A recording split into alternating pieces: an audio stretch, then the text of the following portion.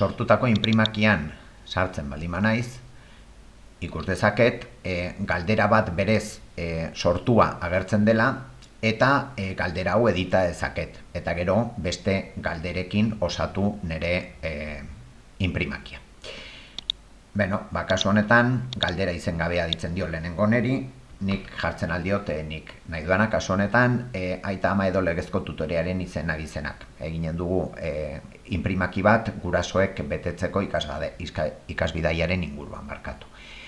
Idatzi dudanean izen abizenak batez ere, galdera mota aldatu egin dit, gero beste bideo batean ikusiko ditu galdera mota ezberdinak, aldatu egin du eta erantzun laburra jarri, eta kasu honetan bai, nahi dugu erantzun labur bat izatea.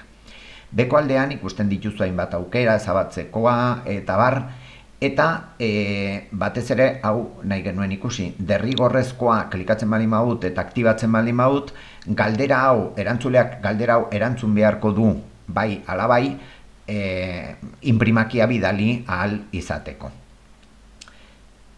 Beste aldetik, 3 puntu horietan beste aukera batzuk izango ditugu galderaren araberakoak, galdera motaren araberakoak.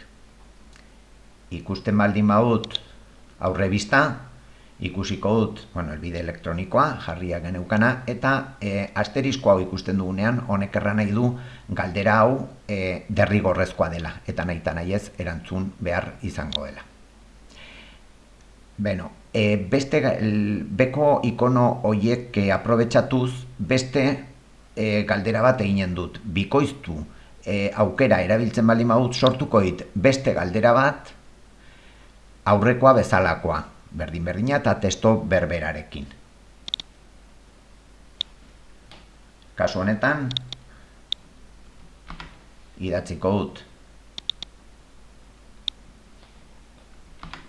ikaslearen izen-abizenak, hau da gurasoek jarri beharko dute bere seme-alaben izen-abizenak.